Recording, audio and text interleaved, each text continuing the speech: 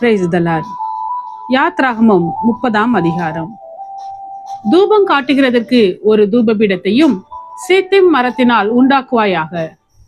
அது 1 முழ நீளமும் 1 முழ அகலமுமான சதுரமும் 2 முழ உயரமுமாய் இருக்க வேண்டும்.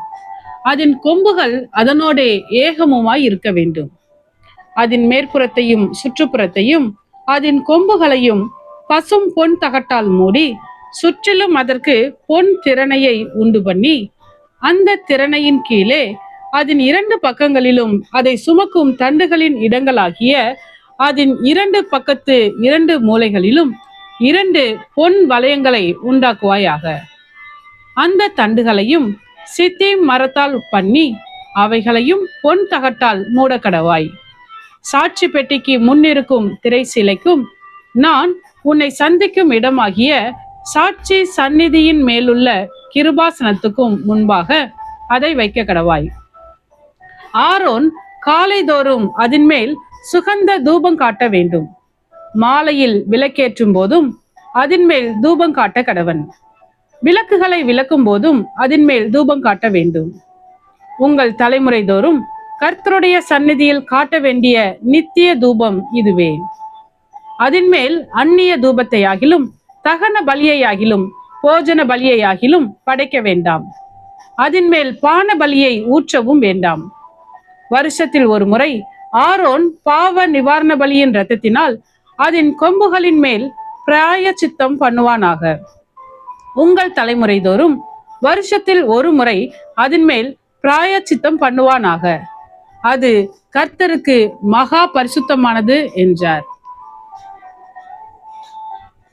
பின்னும் கர்த்தர் மோசேயை நோக்கி, நீ இஸ்ரவேல் புத்திரரை அவர்கள் இலக்கத்தின்படி கணக்கு பார்க்கும் பொருட்டு அவர்களை எண்ணும்போது அவர்களுக்குள்ளே ஒரு வாதை உண்டாகாதபடிக்கு அவர்களில் ஒவ்வொருவனும் எண்ணப்படும் சமயத்தில் தன் தன் ஆத்மாவுக்காக கர்த்தருக்கு மீட்கும் பொருளை கொடுக்க கடவன். எண்ணப்படுகிறவர்களின் தொகையிலே சேருகிற ஒவ்வொருவனும் பரிசுத்த ஸ்தலத்து சேக்கல் கணக்கின்படி 1/2 சேக்கல் கொடுக்க வேண்டும். 1 சேக்கலுக்கு 20 கேரா. கர்த்தருக்கு செலுத்தப்படுவது 1/2 சேக்கல். எண்ணப்படுகிறவர்களின் தொகையிலே சேருகிற 20 வயது முதற்கொண்டு அதற்கு மேற்பட்ட ஒவ்வொருவனும் அதை கர்த்தருக்கு செலுத்த வேண்டும். உங்கள் ஆத்துமாக்களுக்காக பாவ நிவர்த்தி பண்ணும்படி நீங்கள் கர்த்தருக்கு காணிக்கை செலுத்தும் போது ஐஸ்வர்யவான் 1/2 சேக்கலுக்கு அதிகமாய் கொடுக்கவும் வேண்டாம், தரித்திரன் அதற்கு குறைவாக கொடுக்கவும் வேண்டாம். அந்த பாவ நிவர்த்தி பணத்தை நீ இஸ்ரவேல் புத்திரர் கையில் வாங்கி அதை ஆசரிப்பு கூடாரத்தின் திருப்பணிக்கு கொடுப்பாயாக. அது கர்த்தருடைய சந்நிதியில் உங்கள் ஆத்துமாக்களுக்காக பாவ நிவர்த்தி செய்யும் பொருட்டு இஸ்ரவேல் புத்திரருக்கு ஞாபக குறியாய் இருக்கும் என்றார். பின்னும் கர்த்தர் மோசேயை நோக்கி, கழுவுகிறதற்கு வெண்கலத்தால் ஒரு தொட்டியையும் வெண்கலத்தால் அதன் பாதத்தையும் உண்டாக்கி அதை ஆசரிப்பு கூடாரத்திற்கும் பலிபீடத்திற்கும் நடுவே வைத்து அதிலே தண்ணீர் வார்ப்பாயாக. அதனிடத்தில் ஆரோனும் அவன் குமாரரும் தங்கள் கைகளையும் தங்கள் கால்களையும் கழுவ கடவர்கள். அவர்கள் ஆசரிப்பு கூடாரத்திற்குள் பிரவேசிக்கும் போதும் கர்த்தருக்கு தகனத்தை கொளுத்தவும் பலிபீடத்தின் இடத்தில் ஆராதனை செய்யவும் சேரும் போதும் அவர்கள் சாகாதபடிக்கு தண்ணீரினால் தங்களை கழுவ கடவர்கள்.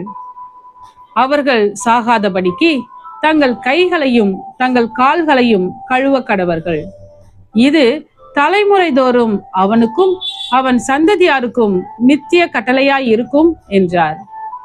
பின்னும் கர்த்தர் மோசேயை நோக்கி, மேன்மையான சுகந்த வர்க்கங்களாகிய சுத்தமான வெள்ளை போலத்தில் பரிசுத்த ஸ்தலத்தின் சேக்கலின்படி 500 சேக்கல் எடையையும், சுகந்த கருவா பட்டையிலே அதில் பாதியாகிய 250 சேக்கல் இடையையும், சுகந்த வசம்பில் 250 சேக்கல் இடையையும், லவங்கப்பட்டையில் 500 சேக்கல் இடையையும், ஒலிவ எண்ணெயில் 1 குடம் எண்ணெயையும் எடுத்து அதனால் பரிமள தைலக்காரன் செய்வது போல கூட்டப்பட்ட பரிமள தைலமாகிய சுத்தமான அபிஷேக தைலத்தை உண்டு பண்ணுவாயாக. அது பரிசுத்த அபிஷேக தைலமாய் இருக்க கடவுது. அதனாலே ஆசரிப்பு கூடாரத்தையும் சாட்சி பெட்டியையும் மேஜையையும் அதன் பனிமுட்டுகள் எல்லாவற்றையும் குத்துவிளக்கையும் அதன் கருவிகளையும் தூப பீடத்தையும்